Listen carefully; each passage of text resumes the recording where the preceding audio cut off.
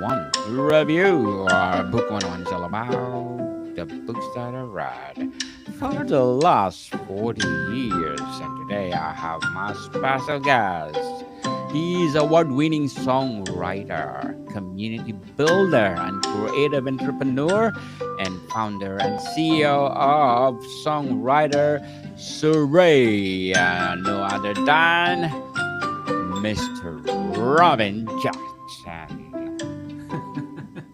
Thank you. What a warm invitation. Welcome to Book 101, Mr. Robin. And can you please introduce more about yourself? Yeah, absolutely. It's great to be here.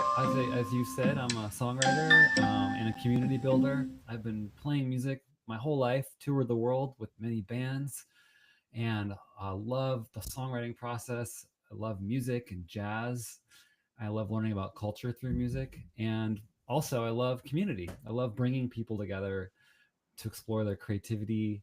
Um, I've always been into that. I've never been able to just play music for music's sake. I think for me, art is about connection, and so yeah, I host songwriting events online and in person retreats, and I just get a lot out of welcoming people into a safe and supportive space where they can play music and Yes. be human. Yeah, Be human, indeed. that's my brief. Yes, Mr.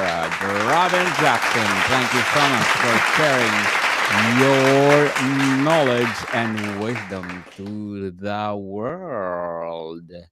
So let's talk about creative inspiration and process. Where do you most often find inspiration for lyrics or melodies? Or is it personal experiences, observation, or something else entirely? Oh, I like that question. That's a question I ask my students a lot. Yeah. Yeah, well, Vice versa. the last many years, it's been mostly personal experiences. I've written, like many songwriters, a lot of heartbreak songs. However, I've noticed that a lot of my heartbreak songs, which were a lot on my first albums, I always had a. It was for me. It was always about finding the silver lining or the gold within the lesson that's hard. And so I learned to sort of make these songs born of personal experiences, sort of universal life lessons, and that's what a lot of my music is about. I also like writing about sometimes events or things that are kind of like fantasy stories, historical fiction, and stuff like that. But mostly it's personal experiences that I make poetic. So yeah, Poetic indeed. I love it. yeah. And do you have a specific routine or ritual to prime the pump when starting a new song? I like this question. Yes and no. So I really believe in the power of flow state. I think I just finished reading 12 Notes by Quincy Jones. Want to bring in a book here because this is a book podcast. And it's a fantastic book by Quincy Jones, who's like the godfather of music, if you don't know who he is. And he talks a lot about the importance of flow state, which is, of course, that the state between sleep and wake, your alpha state. And so I often, if I'm going to write a song, I notice first of all, am I in a really mental state? Have I been doing mental things in my day? Have I been working? Have I been sitting a long time? If that's the case, I will not expect a lot of good stuff to come out unless I first go do some exercise. I'll take a cold shower sometimes. I'll go outside. I'll do some yoga or tai chi or something, and get my state changed because I think how I am inside is really affected by how I am in my body. And so yeah, so Quincy talks a lot about how he only writes songs from that flow state. And so I'll get my body changed, and then I'll do my best to kind of relax deeply. And I might lay on the couch for half an hour and stare at the wall. And it's that in between moment that often the thing comes out that your subconscious is offering you, rather than the thinking. So there's a little brief of what I do. Another thing I do is I do a lot of free writing inspired by The Artist's Way, another book by Julia Cameron. So I do a lot of free writing just to kind of burn off what I call the top layer and try and get down to the bottom. So yeah, there's a couple of my practices for kickstarting my creative practice. Mr. Robin, how do you approach blending or transcending genres to keep your sound fresh while staying authentic? Oh, I like that question. Um, yeah, I think a lot of artists can get stuck in their genre. Some of them don't mind. They like sitting in the same place. My music is actually pretty eclectic. I get pretty inspired by lots of stuff that I listen to by other artists. So yeah, I honestly I just bring in influences. I just did a whole bunch of tracks that have a bunch of Brazilian grooves on them because I used to play Brazilian music. Um, and yeah, I don't really write for like trends or what I think will be popular. I might get inspired by something out there that feels kind of popular in the world, but I'll get inspired by it because I think it's cool, and it moves me. But I don't really write based on trend. So I feel like most of my music is pretty authentic, pretty much coming from like my heart and wanting to process something that feels meaningful and powerful and emotional to me. And sometimes I get inspired by different genres to do that. So on my most recent album, I have a bunch of different genres that have been inspired by other artists on there. And so yeah, I enjoy that a lot. Indeed. Do you typically start with words or music, and how does it shape the song's evolution? Ah, yes, the question that many songwriters get asked, but it's a good one. I often ask people that. There's a book. I'm just bringing in books because there's a book podcast called Yes, Songwriters please. on Songwriting that was put out in the 80s, asking a lot of famous songwriters like Paul Simon and James Taylor these same questions. It's a great book. And so for me, I usually come up either the music first. So like I'll go to the piano and I'll kind of like play around and like find a groove. Or I'm a saxophone player, so I have a lot of melodies in my head all the time. So I'll get a melody and I'll sing it into my phone, and then I'll come back to it and maybe put it on the piano. And maybe I'll get like the groove for what feels like it could be a verse or a chorus, and then I'll start with some words in on that first piece, that first thing, and then the words will kind of help me discover like what is the song about, those first words, and then I'll kind of write some more of the music, and then the rest of the song will often be sort of words and music at the same time. Yes, Yeah. indeed. What is the song all about? What's your go to strategy when you're stuck creatively? Oh yeah. That's funny. I teach a workshop on this, on how to get out of unstuckness, and I still get stuck because it's a work in progress. I think songwriting is a practice, like going to the gym. And I just watched a little video by Billie Eilish who talks about her struggle with writer's block and getting stuck, and I shared it with my community as just an example of like, here's somebody who's really famous who still deals with it. So to answer your question, yeah, so what I do first is I check in with myself if I'm really struggling, and I tune in to like ask myself, how in alpha state am I? That's the first thing. Am I in alpha, or am I like trying to hammer something in with my brain? And so if I'm not in alpha, I will do something to get into that space, which I mentioned some of those things. And I think often, like, writers, they think they have writer's block, but they're actually just not really in their subconscious enough, and they're not able to hear their heart. So linked with that, I will do what I can to get in touch with my emotions. So emotions are very connected to our heart. So I will think of things, or find music that moves me emotionally. Another strategy I use is to listen to other people's songs. If I'm really stuck, I will I have a little playlist that I keep, that I put songs on there that inspire me, and I'll just put it on and start listening to it. And very often, a little piece of someone else's song will like be like, "Oh, what a great melodic riff! I want to write a song based on that riff." And I think most artists do this. And, Bob Dylan certainly did, as most artists use other people's art or get inspired by other people's art. So I listen to other people's songs a lot, um, to kind of get my kickstart my creative practice. Yeah, that and like How flow state. Yes, Mr. Robin, how do you balance refining a song with avoiding overworking it into lifelessness? I love that. That's an awesome question.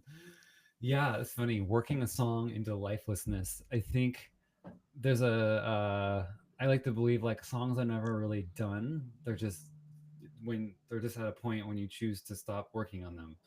So, um, yeah, I don't like working on songs too long. I am ready to like move on. So I tend to I can kind of feel when it's there, and when I really know it's done, I'll I record a lot of my songs, and I have a producer, and so I'll generally bring my first draft to him, and then in the recording process, he will help me refine the arrangement, and then that feels like okay, the song's done because I'm doing it with somebody else, and I really like doing it that way. I also just kind of get a feeling. I can kind of tell when it's got enough verses, and I like the way the verses work.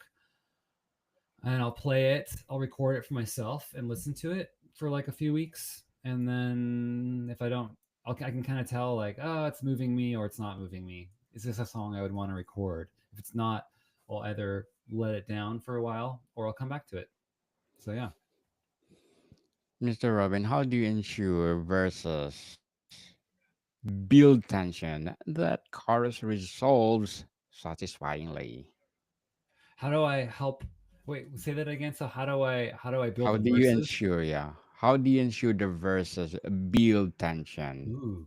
that the chorus resolves That- satisfyingly? That's a very specific songwriting question. Well, verses for me are the story. So it's a place where you get to tell a story, or just be poetic.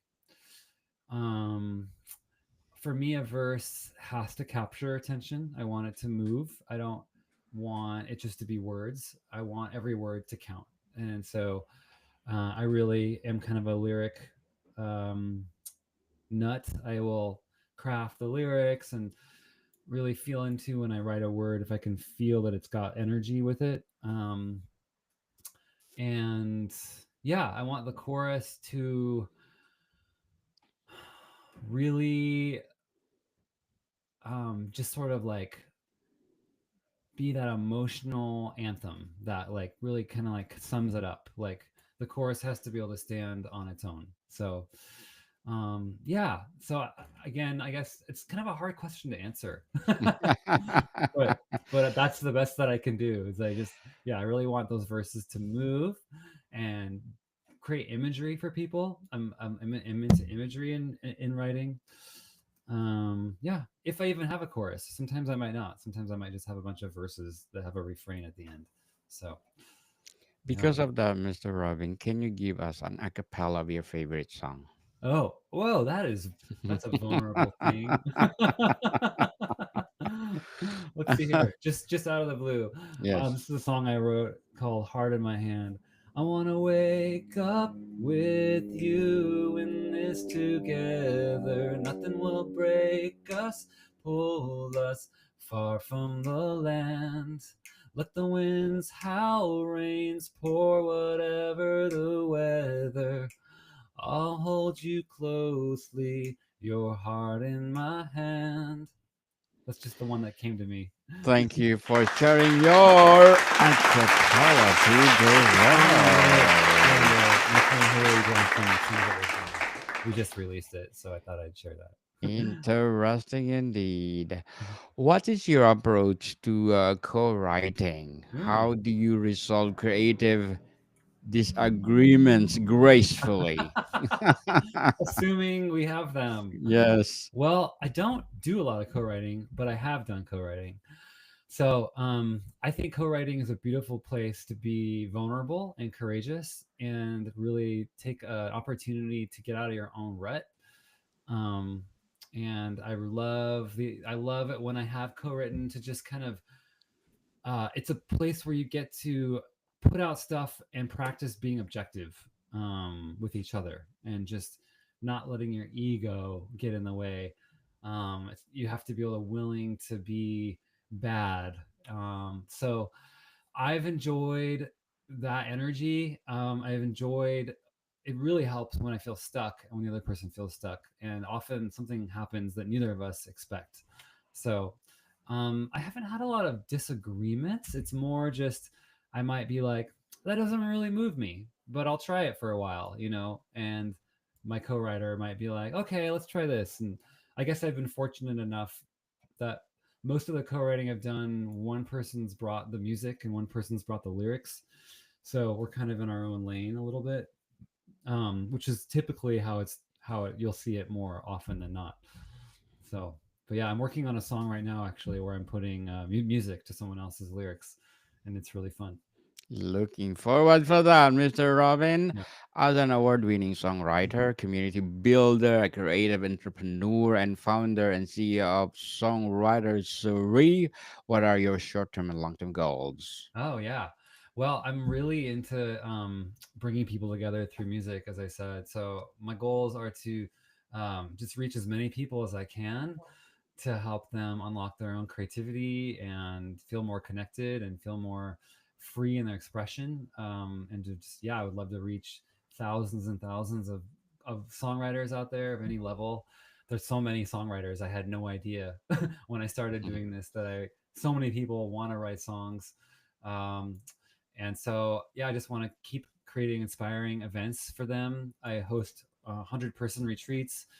I would love to do more of those in different locations, and I'm have a really amazing, vibrant online songwriting community called the Songwriters Nest that I would love to grow.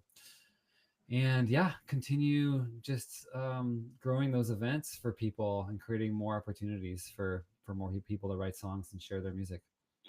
Good luck to your goals, Mr. Robin, Yeah, and looking forward for more success. What thanks. would be your piece of advice for those people out there who want to write their own song? Oh yeah, so much.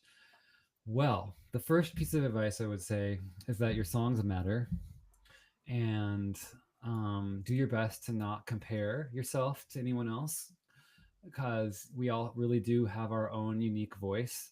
And when I started sharing my music with people, I was really intimidated to do it. I really had a lot of fear of what people would think, and I had a really high bar, super high standard for myself that I realized was only mine. And when I started sharing my intimate songs with people, I realized that um, they just were what they were, and different people responded to them based on who they were in their life. And whether a song was good or bad didn't really matter. It's more of that I was putting myself out there and growing through the process. And so I just really encourage anyone else to do what you can to let yourself be seen and heard. And even though it might be scary sometimes, there's a lot of other people who are in the same boat as you. And by doing that, you really do give more permission to others. And then I guarantee any blocks you have in front of yourself are mostly self imposed. Um, and so I've seen people come to my events for years and then decide to suddenly write their first song and be like, oh my gosh, I didn't know I even was a songwriter, but I've been coming to these events and I feel permission all of a sudden. And so, but they have the courage to kind of do that. And then the last thing I'll say is that it can be simple. It doesn't need to be a really complicated song. You could even take someone else's song, take out their lyrics and write your own lyrics, and then see what happens. You can just play around, and there's no rules. We just make it up. So yeah. Well, Mr. Robin, empowering advice. Thank you so much. It's advantages of myself every day. Thank you for your empowering advice. I hope people listening or watching right now they will follow you. Thank you. What habits help you to sustain creativity without draining your emotional or mental energy? I love this question. I like that a lot. Thank you for asking that. Well, I have a lot of them actually. I'm really big on morning routines. I think that how we start our day is the most important uh, aspect of the day. It sets our focus in this day and age. As you know, there's so many things that want to distract our focus and drain our energy. And our focus can get whirled away like leaves in the wind, especially with phones and everything. And so I think starting in the morning um, with a some kind of morning ritual that sort of sets your tone is really important. So I get up early, usually before sunrise, and I come outside as soon as I can because I believe that getting exposed to the sun early is good for your system. And then I stretch my body, and then I say these really invigorating like affirmations while I'm jumping up and down, often in the grass. And I speak things that I want to feel in my life or the way I want them to be, or I say words that I feel like I could use to hear to myself, messages I want to hear for myself. And then I'll do some meditation and I'll imagine sort of how I want my life to be. And some days this is really hard. Sometimes I don't feel like doing it. Some days I'm full of self doubt and struggle, but I will do it anyway. I'll show up and I'll do those things, and I usually feel better. Um, so yeah, if I don't do that in the beginning of the day, I really feel the difference. I really feel a difference throughout the whole day. So that like 15-minute morning ritual is just like everything for me. It's exercise, it's positive thinking, it's daylight. Oh yeah, and I'll drink a big glass of salt water too. So that's my basic, and I have some other things that I add in there. But yeah. Interesting, Mr. Robin. And before we wrap up our discussion for today, I'm inviting you to please do listen to my other podcast, people. My other podcast, because my abstract essay is already in fifth season, abstract poetry in second season, book 101 review in its fifth season too, comedy 101 in second season, and of course my food 101 in its fifth season as well, geography 101 and love letters in third season, and my baby podcast, Mental Health 101, Movie 101 Review, and Music 101 in its fourth season, and Science 101 and Sex 101 in its first season. Please listen to them wherever you listen your podcasts. So, Mr. Robin, are tools like AI or production software enhancing your creativity, or do they risk diluting the human touch? Oh yes, the question of our times. It is. AI. It is the question of our times. Yeah, I mean, I don't use AI for songwriting, that's for sure. I do use it for more like straightforward tasks, like in my business and stuff. Production software is amazing these days. That I love the different DAW recording softwares. And but honestly, you still don't need much. I use a pretty simple setup still. And I was thinking of Jacob Collier, who recorded his first Grammy award-winning album on a basic $60 mic in his bedroom. And so, you know, there's an aesthetic to lo-fi that is just as potent for people. So you can record a Grammy winning album with one microphone on GarageBand if you really want to. So yeah, AI, tricky beast. I keep it out of my creative process. I do it more for like marketing and admin stuff, and just kind of keep it over there for now. Yeah. Yes. Yeah. Mr. Robin Jackson, thank you so much for sharing your knowledge and wisdom to the world.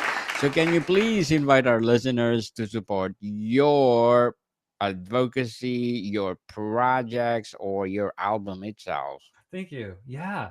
If you're a songwriter or a creative or you just love music and community, I invite you I love the music. It's great. To check out my songwritersoiree.com. I run these beautiful retreats all over the Pacific Northwest for songwriters of all levels. 4 days of deep diving into your creative practice. We also have a amazing, vibrant online community that will support you in your songwriting and give you momentum for your songwriting practice, as well as connect you with songwriters from all over the world. So that's called songwritersnest.com is where you can find that. I'm guessing there'll be links here. And then, yeah, my music, you can hear my music under Robin Jackson on all streaming platforms. I have a new album that just came out and some cool music videos on YouTube. So thanks so much. Yes, people, let's support Mr. Robin Jackson, because if you support him, more and more empowering album to come, more and more empowering business to come, and more empowering advocacy to come. So, Mr. Robin, thank you so much for your time. Absolutely. Thanks so much for doing this and making space for people to come and share their wisdom. Modicon people, see you soon.